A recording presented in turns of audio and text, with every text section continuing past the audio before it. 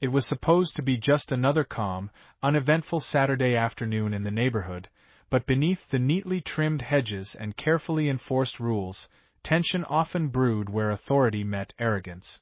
The self-proclaimed cop of the Homeowners Association, a man named Gerald who had long mistaken his clipboard and petty citations for real power, was on patrol again, scanning for violations no one else cared about. Gerald was the kind of man who thrived on conflict, taking pleasure in catching neighbors with trash cans set out an hour too early or grass blades trimmed a fraction too long.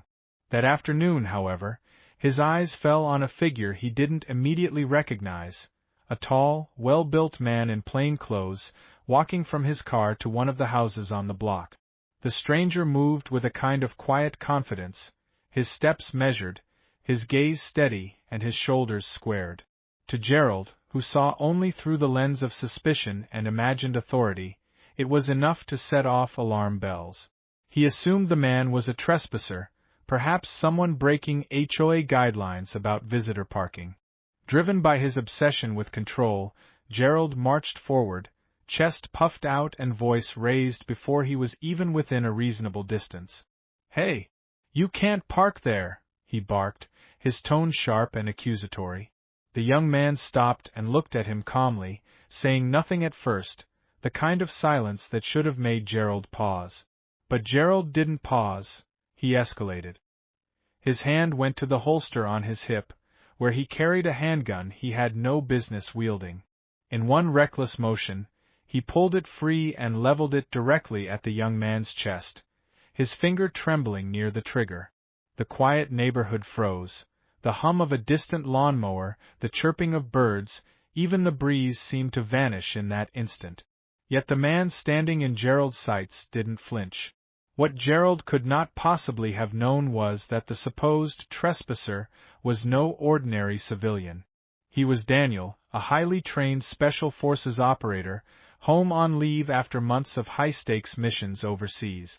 Beneath his plain t-shirt and calm demeanor was a body conditioned by years of grueling training and a mind sharpened by countless life-or-death encounters. More importantly, though no one could see it, Daniel was fully armed, carrying concealed weapons with the kind of effortless readiness that only came from discipline and necessity. Where Gerald saw an opportunity to flex his imagined authority, Daniel instantly recognized a threat and calculated his options with the speed of instinct. His eyes narrowed just slightly, locking on to Gerald's trembling grip, his stance, his breathing. Every detail told him this was a man with no real control, a man more dangerous because of his incompetence than his intent. Yet Daniel remained still, projecting calm, his posture deceptively relaxed even as his mind mapped every possible outcome. The distance between them, the angle of the gun, the weight of his own concealed sidearm, and the presence of nearby homes. To Gerald, the silence felt like defiance, and defiance was something he could not tolerate. "I said you can't park there. Who do you think you are?" he shouted, voice cracking under a mix of fear and bluster. But Daniel's gaze did not waver, and it was in that moment, with the gun still pointed at his chest, that the balance of power began to shift, though Gerald was far too blind to realize it yet. Daniel's silence wasn't weakness. It was the silence of discipline, of control forged through years of training in places far more dangerous than a suburban cul-de-sac. He had stared down insurgents who meant to kill him, seen ambushes unfold in seconds, and reacted faster than fear could even take root. Compared to that, Gerald, with his puffed-up chest, shaking hand, and false authority, was little more than a child playing with fire. Still, a gun was a gun, and Daniel knew better than anyone how quickly a careless finger on a trigger could turn arrogance into tragedy. He shifted his weight slightly, barely perceptible to anyone else, but enough to prepare his body for immediate movement. His voice, when it finally came, was calm yet edged with a firmness that brooked no argument. "Lower the weapon," he said evenly, each word deliberate, each syllable carrying the gravity of someone who had given orders in battlefields where hesitation meant death. The command landed with more force than Gerald expected, and for the first time, doubt flickered across his face. He hadn't anticipated resistance, at least not the quiet, controlled kind that stripped away his illusion of power. Daniel's eyes were locked onto his, steady and unyielding, and Gerald felt a wave of unease he couldn't explain. It was as if the stranger standing before him wasn't the one under threat, he was. Still, pride was a powerful poison, and Gerald tried to swallow his fear with bluster.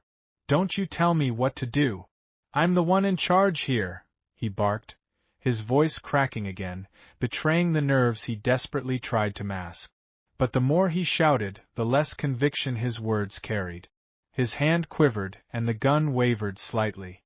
Daniel noted it all with the precision of a soldier analyzing a target, the stance too wide, the grip too weak, the trigger finger too restless.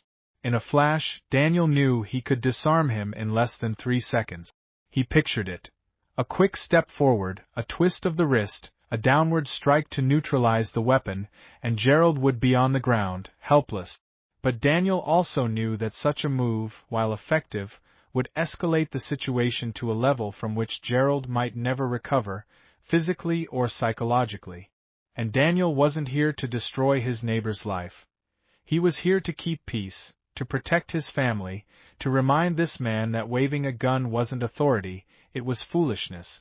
So he leaned into his calm, letting his stillness become its own kind of power. "You're making a mistake," Daniel said again, lower this time, his tone steady enough to slice through the panic fogging Gerald's mind. Something in those words, something in the quiet certainty of a man who clearly knew far more about violence than he did, made Gerald hesitate longer than before. The HOA enforcer's arrogance was crumbling, chip by chip, under the weight of Daniel's unspoken authority. For the first time since drawing his weapon, Gerald realized he had absolutely no control of the situation. Daniel hadn't even moved to reveal his own arsenal, hadn't raised his voice, hadn't taken a single threatening step forward, yet the balance of power was clear. This wasn't a confrontation between an HOA volunteer and a neighbor. This was a one-sided standoff where the wrong man had drawn first, and the right man had chosen restraint. Gerald's breathing quickened, his palms sweating, the gun shaking visibly now as the silence stretched. Finally, with a shaky exhale, he lowered the weapon, the barrel dipping toward the pavement like a flag of surrender. Relief and humiliation flushed his face all at once. Daniel didn't gloat, didn't smirk, didn't even step forward to claim victory. Instead, he simply nodded once, a subtle acknowledgement that the danger had passed, for now. His voice came one last time, calm but final. "Don't ever point a weapon at someone unless you're ready for the consequences." The message hung heavy in the air, an unshakable warning, not a threat. Gerald looked away, unable to meet his gaze, and shuffled backward, retreating with a mix of shame and lingering fear. As he disappeared down the sidewalk, muttering under his breath about rules and respect, Daniel exhaled slowly, letting his body ease back into the casual stance of a man returning home. He knew Gerald would think twice before ever pulling that gun again, and if he didn't, well, Daniel was more than prepared. But deep down, Daniel hoped this moment would serve as a lesson, that true strength didn't come from waving a weapon in someone's face. It came from knowing when not to use one.